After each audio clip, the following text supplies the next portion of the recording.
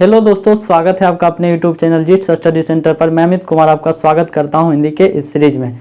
आपको पता होगा कि मैं हिंदी का सीरीज कंटिन्यू ला रहा हूं और आज आपका ये टॉपिक है रस एवं छंद, जिसमें कि मैं आज रस के बारे में बात करूंगा और छंद थोड़ा सा बड़ा टॉपिक है तो मैं उसको दूसरे पार्ट में लाऊंगा। तो चलिए, आज का टॉपिक आपका रस है। आप हेडिंग बनाइएगा रस। उससे पहले अगर आप लोग चैनल पे नए हैं तो कृपया करके चैनल को लाइक, शेयर और सब्सक्राइब जरूर करें। तो चलिए, आज का टॉपिक आपका रस है। देखिए, मैंने हेडिंग बना दिया है रस।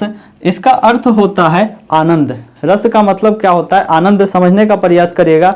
जैसे आप कोई काव्य पढ़ते हैं, कोई दृश्य देखते हैं या कोई पंक्ति पढ़ते हैं तो आपके अंदर कोई ना कोई भाव आता है ना, कोई ना कोई भाव आता है। जैसे आप कोई घृणित चीज देखते हैं तो आपके मन में घृणा आता है, कोई प्रेम वाली चीज देखते हैं तो आपके मन में प्रेम आता है, कोई शोक वाली चीज देखते हैं तो शोक आता है, कोई वीर गाथा सुनते हैं तो उत्साह आता है। तो मन में अलग अलग जो भाव आते हैं उसी भाव को क्या कहते हैं? तो उसी भाव को हम लोग रस कहते हैं। और रस के टोटल कितने प्रकार होते हैं? तो मुख्य रूप से रस के 9 प्रकार होते हैं। लेकिन एक मुनि थे जिनका नाम था भरत मुनि, जिन्होंने की शुरुआत में बताया था कि जो रस होते हैं उसके टोटल 8 प्रकार होते हैं, लेकिन फिलहाल में इसके 9 प्रकार हैं और 2 प्रकार और जोड़ा गया, तब जाकर के 11 प्रकार इसके हो गए। तो चलिए, मैं सभी को डिटेल से चर्चा करता हूं।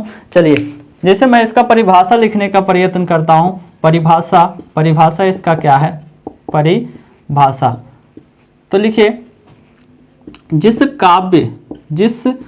काव्य या दृश्य को देखकर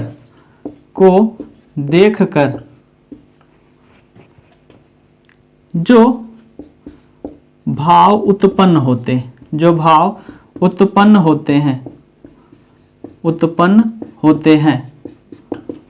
उसी को हम लोग क्या कहते हैं? उत्पन्न होते हैं या आनंदित होते हैं, उसी को रस कहते हैं। उसी को रस कहते हैं। मैं इसे अपनी भाषा में लिखा हूँ। उसी को रस कहते हैं, मैं अपनी भाषा में लिखा हूँ। जैसे आप कोई कविता पढ़ते हैं, क्या बोलते हैं, वीर गाथा। जैसे महाराणा प्रताप का कोई कविता पढ़ते हैं तो वहाँ पर क्या होगा? तो वहाँ पर आपको क्या होगा? उत्साहित महसूस होगा, है ना। कोई आपको मोटिवेशन करेगा तो वहाँ पे क्या आप उत्साहित महसूस करेंगे। तो आपके अंदर अलग अलग भाव उत्पन्न होंगे। जैसे मैं यहाँ पे कुछ फैक्ट लिखता हूँ, कुछ फैक्ट है। जैसे रस कहाँ से आया है? तो रस का उल्लेख सर्वप्रथम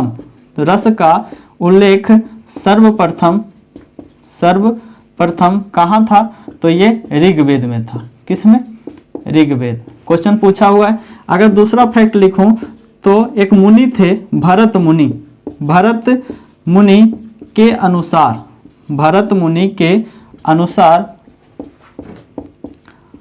रस के कितने प्रकार हैं? 8 प्रकार होते हैं। रस के 8 प्रकार होते हैं। एक चीज और मैं लिखूं, रस को काव्य की आत्मा कहा जाता है। काव्य की आत्मा कहते हैं, काव्य की आत्मा भी कहते हैं। तो इस प्रकार से ये है कि रस को काव्य की आत्मा भी कहते हैं। तो ये 3 टॉप जो फैक्ट है आपको याद रखना है। अब देखिए, इसके जो होते हैं प्रकार होते हैं, मैं इसको टोटल लिख देता हूं कि इसके कितने प्रकार हैं। तो होते तो ऐसे 11 हैं, लेकिन मुख्य रूप से 9 है। पहला श्रृंगार रस। दूसरा वीर रस। तीसरा ऊपर नीचे हो सकता है, हास्य रस। चौथा करुण रस। 5वां भयानक रस। ठीक है, भयानक या भयावह रस कह सकते हैं, भयानक रस। 6ठा विभत्स रस। ठीक है। 7वां रौद्र रस। ठीक है, रौद्र रस। और 8वां अद्भुत रस। कौन सा? अद्भुत रस। ये हो गए आपके भरत मुनि के अनुसार इतने रस होते थे। कितने रस? इतने। लेकिन बाद में एक रस और जोड़ा गया, 9वां शांत रस। और शांत रस और बाद में सूरदास के द्वारा श्रृंगार रस में ही 2 रस और जोड़ा गया। एक 10वां हो गया आपका वात्सल्य रस, वात्सल्य रस, और एक हो गया आपका 11वां भक्ति रस। और ये दोनों किसके पाठ हैं? ये दोनों आपके हैं श्रृंगार रस के पाठ हैं। तो ये तो हो गए टोटल रस के टोटल प्रकार हो गए, कितने प्रकार। जैसे श्रृंगार रस जिसमें आपके प्रेम के बारे में बताएगा, प्रेम के बारे में। वीर रस जिसमें आपके किसी के वीर गाथा में उत्साह महसूस होगा। हास रस जिसको पढ़ने के बाद आपको हंसी आएगा। करुण रस जिसके पढ़ने का आपके दुख होगा, मतलब शोक होगा अंदर ही अंदर। भयानक रस जिसको पढ़ने से आपके पास क्या होगा, डर उत्पन्न होगा। विभत्स मतलब जिसको पढ़ने से आपको घृणा महसूस होगा। रौद्र रस जिसको पढ़ने से आपको क्रोध आएगा। अद्भुत रस जिसको पढ़ने से आप आश्चर्यचकित हो जाएंगे। शांत रस जिससे आप क्या होंगे, साधुवादी जैसा प्रतीत करेंगे। वात्सल्य रस जिसमें माँ बेटे का ये प्रेम दिखाएगा। भक्ति रस जिसमें आपको भगवान और भक्त के बीच प्रेम बताएगा। तो ये आपके टोटल रस के प्रकार है। अब देखिए रस के कुछ अंग भी होते हैं, रस के अंग होते हैं, और रस के मुख्यतः 4 अंग होते हैं। कौन कौन से, वो देखिए। रस के मुख्यतः 4 अंग होते हैं। पहला अस्थाई भाव, क्या होते हैं, अस्थाई भाव। दूसरा विभाव, ठीक है, विभाव। तीसरा अनुभाव, सुने होंगे आप लोग सभी, अनुभाव। और चौथा ये हो जाएगा संचारी भाव, संचारी, या इसी को कहते हैं व्यभिचारी। क्या कहते हैं, व्यभिचारी भाव। तो ये 4 प्रकार के अंग होते हैं रस के। अब देखिए चारों का मतलब क्या होता है। अस्थाई भाव, जो सभी रस होते हैं, सभी रस ये जो दिख रहा है आपके प्रकार, सभी के कुछ ना कुछ अस्थाई भाव होते हैं। और ये क्या होता है कि आप कोई चीज़ देखते हैं, कोई कविता पढ़ते हैं, काव्य पढ़ते हैं, तो आपको उसको पढ़ने के बाद आपके अंदर एक कोई भाव उत्पन्न होगा, उसी को क्या कहेंगे, अस्थाई भाव कहेंगे। तो लिखिए कि जो काव्य को पढ़ने के बाद जो मन में उत्पन्न होता है, काव्य को पढ़ने के बाद जो भाव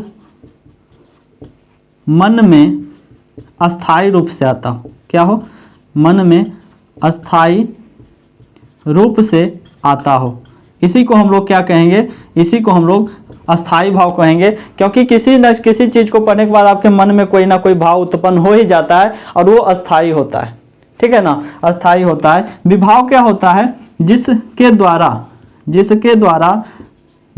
द्वारा अस्थाई भाव क्या होते हैं, अस्थाई भाव जागृत होते हैं। तो होते हैं ना, किसी चीज़ को देखिएगा तभी तो आपके मन में किसी चीज़ के प्रति भावना जागृत होगी, तो ही जिसके द्वारा अस्थाई भाव जागृत होती है। इसके भी 2 प्रकार होते हैं, आगे हम लोग देखेंगे। अनुभाव क्या होते हैं, तो अस्थाई भाव उत्पन्न होने के बाद जो आपके शरीर के अंदर प्रतिक्रिया होती है, उसी को अनुभाव कहते हैं। अनु का मतलब बाद में, जिसके बाद, यानी कि अस्थाई भाव उत्पन्न होने के बाद, जैसे आपने कोई फिल्म देखा और भूत वाला फिल्म देखा, तो आपके अंदर क्या हो गया, कपकपी जैसा भयानक डर महसूस हो गया और कपकपी होने लगा। आप कोई आश्चर्यचकित देख लिए, आपके मुंह क्या हो गए, खुले के खुले रह गए, तो आपके मुंह में परिवर्तन हुआ। आपने कोई गुस्से वाले चीज को पढ़ लिया, आपके गुस्से लाल पीले हो गए। आप कोई उत्साह वाले चीज पढ़ लिया, आप एकदम उत्साहित हो गए, है ना। ये सारी चीजें हो जाते हैं, तो ये किस में हो जाएंगे, अनुभाव में आ जाएंगे, ठीक है। तो अनुभाव क्या होते हैं, तो अस्थाई भाव उत्पन्न होने के बाद, अस्थाई भाव उत्पन्न होने के बाद जो प्रतिक्रिया होती है, जो प्रतिक्रिया कहाँ पर प्रतिक्रिया होगी, तो आपके शरीर में, तो आपके शरीर में प्रतिक्रिया होगी, उसी को अनुभाव कहते हैं। और संचारी भाव किसे कहते हैं, तो जो भाव अल्प समय के लिए क्या हो, अल्प समय के लिए उत्पन्न होता हो, अल्प समय के लिए उत्पन्न होता हो, उसी को हम लोग क्या कहेंगे, तो व्यभिचारी भाव या संचारी भाव कहते हैं। तो चलिए अब जो जितने रस होते हैं, जितने रस के प्रकार हैं, सभी के कुछ ना कुछ अस्थाई भाव होते हैं और उससे क्वेश्चन पूछ लिए जाते हैं। तो जैसे श्रृंगार रस का अस्थाई भाव, वीर रस का अस्थाई भाव, हास्य रस का अस्थाई भाव क्या होता है। चलिए मैं इसको मिटाता हूँ और एक एक करके थोड़ा सा देखता हूँ कि क्या है ये सारी चीज। तो देखिए यहाँ जो जितने भी रस हैं उसके अस्थाई भाव को मैं लिखता हूँ और आप इसको याद कर लीजिएगा। अस्थाई भाव, क्वेश्चन डायरेक्ट पूछता है कि श्रृंगार रस का अस्थाई भाव क्या होता है। तो श्रृंगार रस का जो अस्थाई भाव होता है, इसका अस्थाई भाव रति। रति का मतलब क्या होता है, प्रेम, है ना, प्रेम। ये क्या दर्शाता है, श्रृंगार भाव किसी चीज के प्रेम को दर्शाता है। वीर रस क्या दर्शाएगा, तो वीर रस को पढ़ने से आपको उत्साहित महसूस होंगे। कोई आप सेना वाला कहानी पढ़ लिए बॉर्डर पर, तो आप क्या करेंगे, कहीं पे कुछ करने के लिए तैयार है। हास्य रस का स्थायी भाव, हास्य होता है। करुण रस का शोक होता है। भयानक रस का भय होता है, इसमें कोई दिक्कत ही नहीं है। विभत्स में घृणा होता है, घृणा या इसी को कहते हैं जुगुप्सा, ठीक है, क्या कहते हैं, जुगुप्सा। और एक होता है रौद्र रस में क्रोध आएगा, क्रोध इसका होता है अस्थाई भाव। अद्भुत रस का आश्चर्य या विस्मय होगा, आश्चर्य यानी किसी अद्भुत चीज आपने देख लिया तो आपके अंदर क्या उत्पन्न होगा, तो ये आपका उत्पन्न होगा आश्चर्य या विस्मय। शांत रस में क्या होता है, शांत रस में निर्वेद क्या होता है, तो आपके अंदर वैराग्य का गुण आ जाएगा। साधु महात्मा जो वैराग्य हो जाते हैं वो आ जाएगा। वात्सल्य में वात्सल्य प्रेम आ जाएगा, वात्सल्य रति या प्रेम कर सकते हैं, माँ बेटे का प्यार आ जाएगा। भक्ति रस में आपको रति अनुराग आ जाएगा। तो ये सारी चीजें जो होती है इसका अस्थाई भाव आ जाएगा, भक्त भगवान के बीच प्रेम आ जाएगा। तो ये इस प्रकार से सभी चीज के अस्थाई भाव है। और क्वेश्चन यहीं से पूछता है कि जो ये है वीर रस का अस्थाई भाव क्या होता है, उत्साह होता है। भयानक रस का अस्थाई भाव भय होता है। नॉर्मल सा बात है, समझ गए होंगे। तो चलिए अब इसके बाद में देखता हूँ विभाव क्या होता है। अस्थाई भाव को देख लिए, अब विभाव देखते हैं क्या होता है, इसको मैं मिटाता हूँ। अब देखिए विभाव क्या होते हैं। तो मैंने बताया कि विभाव किसे कहते हैं, तो जो अस्थाई भाव को जागृत करते हैं, जो अस्थाई भाव को जागृत करते हैं, जो अस्थाई भाव को जागृत करते हैं, उसी को हम लोग क्या कहते हैं, उसी को हम लोग विभाव कहते हैं। समझ में आ गया, अस्थाई भाव को जागृत करने वाले को विभाव कहते हैं। देखिए इसके दो प्रकार होते हैं, पहला आलंबन और दूसरा उद्दीपन। एक होते हैं आलंबन और दूसरा उद्दीपन। आलंबन भी ये आपका दो प्रकार के होते हैं। कौन कौन सा, एक होते हैं आश्रय आलंबन, ठीक है, आश्रय आलंबन, और एक होते हैं विषय वस्तु आलंबन, ठीक है।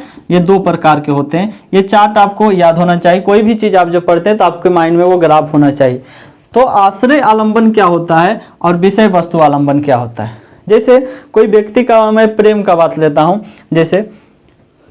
जैसे राम और सीता में प्रेम होना शुरू होता है, राम और सीता में प्रेम होना शुरू होता है। तो राम जो होते हैं सीता को देखकर प्रेम में अभिभूत हो जाते हैं, यानी कि उनको देख करके उनके अंदर खलबली मच जाती है कि बाप रे कितने सुंदर है, मैं तो उनसे प्यार करूंगा, ठीक है। तो जिनको देखकर जिसके मन में भाव आता, तो दो चीज उत्पन्न होगा ना, एक को देखकर उत्पन्न होगा और जिसके मन में उत्पन्न होगा। तो जिसके मन में भाव उत्पन्न होता है उसको क्या बोलेंगे, आश्रय आलंबन। तो जिसके मन में भाव उत्पन्न होंगे उसी को क्या कहेंगे, आश्रय आलंबन। जिसके मन में भाव उत्पन्न होता हो उसी को क्या कहेंगे, तो आश्रय आलंबन। और जिनको देखकर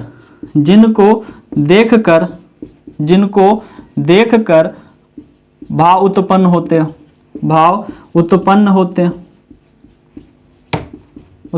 होते हो, ठीक है। तो ये दो प्रकार की चीजें होंगे, जैसे राम ने सीता को देखे और एक सुंदर वाटिका में, कहाँ पे, सुंदर वाटिका में, तो एक सुंदर वाटिका, एक राम जी और एक सीता जी। तो राम जी क्या हो जाएंगे, राम जी आश्रय लंबन और सीता जी क्या हो जाएंगे, तो सीता जी विषय वस्तु हो जाएंगे, जिनको देख करके राम जी के प्रति, राम जी के मन में आकर्षण आया सीता जी के प्रति। और जो सुंदर वाटिका थी, सुंदर वाटिका वही क्या हो जाएंगे, सुंदर वाटिका, यही आपका क्या हो जाएगा, यही आपका उद्दीपन हो जाएगा।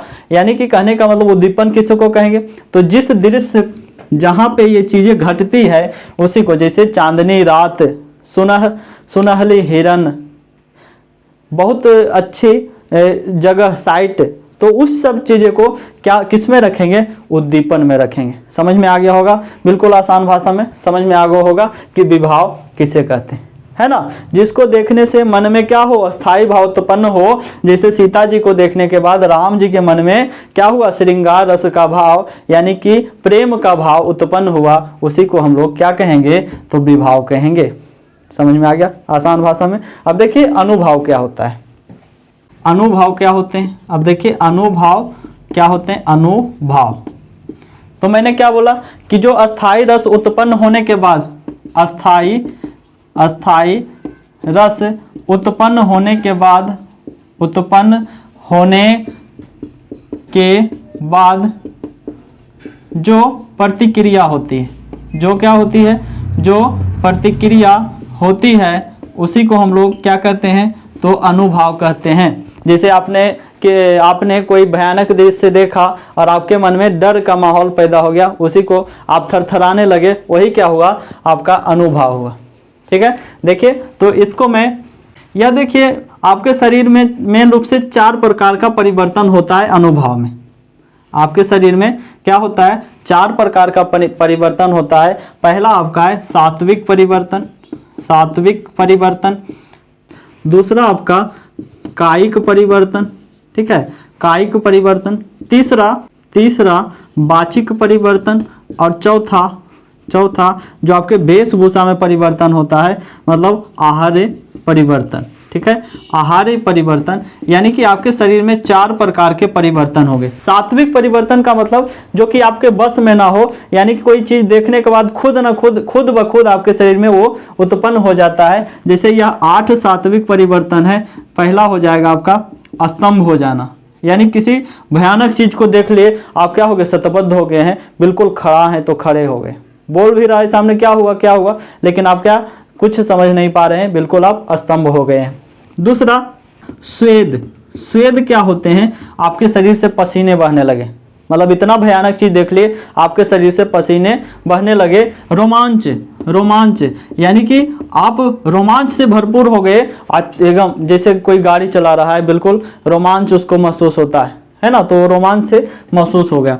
और देखिए क्या होता है, कंपन होने लगा। आपने भूत को देखा या कोई डरावनी चीज सांप ने देखा तो आप में क्या हो गया, कंपन होने लगा, है ना, कंपन होने लगा। और क्या होते हैं, रंगहीनता आने गए, आपके शरीर लाल पीले पड़ने लगे। रंगहीनता यानी कि शरीर आपका लाल पीला पड़ने लगा। और इसमें होते हैं सात्विक में 2, 4, 5 हो गया। अश्रु आने लगे, क्या होने लगे, अश्रु आने लगे, यानी कि इतना डर गए आपके आंख से आंसू आ गए। स्वर भंग होने लगे, स्वर थरथराने लगे, यानी कि आप कुछ का कुछ बोले जा रहे हैं, कुछ का कुछ बोले जाने लगे। और एक प्रलय हो गया। प्रलय का मतलब आपके बस में कोई भी चीजें नहीं रहे, आपका जो मन है आपके कंट्रोल में नहीं रहा। तो ये सारी चीजें हैं जो किस में आ जाते हैं, तो सात्विक में आ जाते हैं। कायिक परिवर्तन देखिए, जैसे आप जानबूझकर चीजें करेंगे, जैसे आप किसी के प्रति अट्रैक्शन हुआ, ठीक है, तो पहला तो ये होगा, आप अपने बस में नहीं रहेंगे, लेकिन आप जानबूझ के क्या कर सकते हैं। जैसे किसी जो कोई लड़की को देखता है क्या करता है, सीटी मारने लगता है। क्या करता है, सीटी मारने लगता है। तो ये सीटी मारना क्या हो गया, तो सीटी मारना कायिक परिवर्तन है। ठीक है, और क्या बोल सकते हैं, देखने के बाद क्या, मुस्कुराना, जानबूझ के मुस्कुरा रहा है। ठीक है, मुस्कुराना, जानबूझ के मुस्कुरा रहा है, क्या है, कायिक परिवर्तन। वाचिक परिवर्तन क्या है, बोल करके किसी सामने वाले को अपने बस में करने का प्रयत्न कर रहा है। जैसे सुंदर सुंदर बातें करना, तो सुंदर सुंदर बात करना, है ना, या फिर और भी हो सकता है प्रपोज करना, ये सारे। आहार्य क्या होता है? आहार्य जो आप चेंज करते हैं अपने वेशभूषा में चेंज करना, वेशभूषा चेंज करना यानी परिवर्तन करना, इसी को हम लोग कहते हैं। लेकिन आप कहिएगा कि ये सारा पूछेगा नहीं, यहाँ से मेन पूछेगा कि सात्विक के कितने प्रकार होते हैं? 8 प्रकार। स्तंभ, स्वेद, रोमांच, कंपन, रंगहीनता, अश्रु, स्वरभंग और प्रलय। तो ये होते हैं अनुभाव, यानी जो शरीर में आपके परिवर्तन होते हैं अस्थायी भाव के। और एक और लास्ट बच गया, कौन सा? तो ये आपका है संचारी भाव। यहाँ पे मैं लिख देता हूँ संचारी भाव, संचारी भाव या इसी को व्यभिचारी भाव, व्यभिचारी भाव भी कहते हैं। अब देखिए व्यभिचारी भाव की संख्या टोटल होती है 33। कितनी होती है? 33। और मैंने व्यभिचारी भाव किसे कहा? तो जो अल्प समय के लिए होता है, जो अल्प समय के लिए मन में भाव उत्पन्न होता है, के लिए मन में उत्पन्न होता है।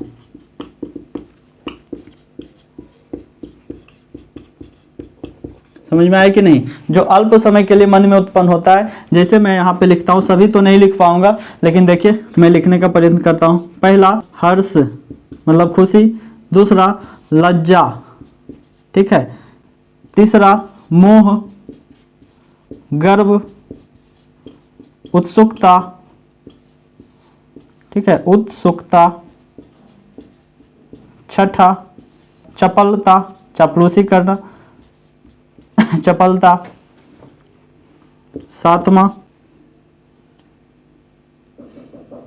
सातवां चिंता, स्वप्न, है ना, स्वप्न, नौवां शंका, उन्मदा, ठीक है, उन्मदा, 11वां स्मृति, निद्रा,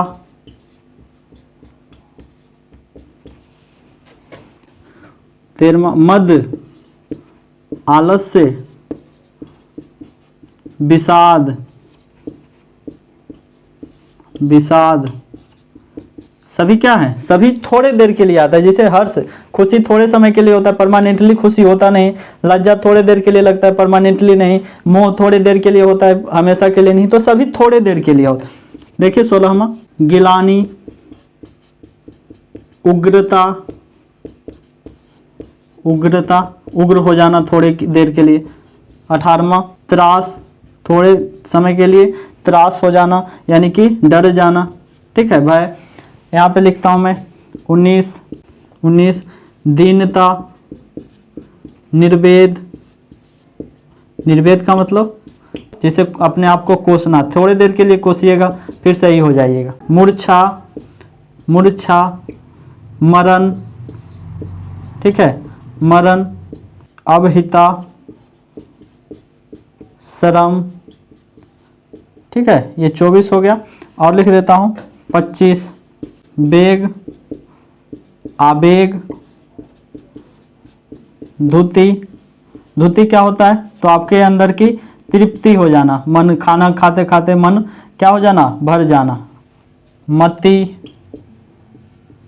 वितर्क,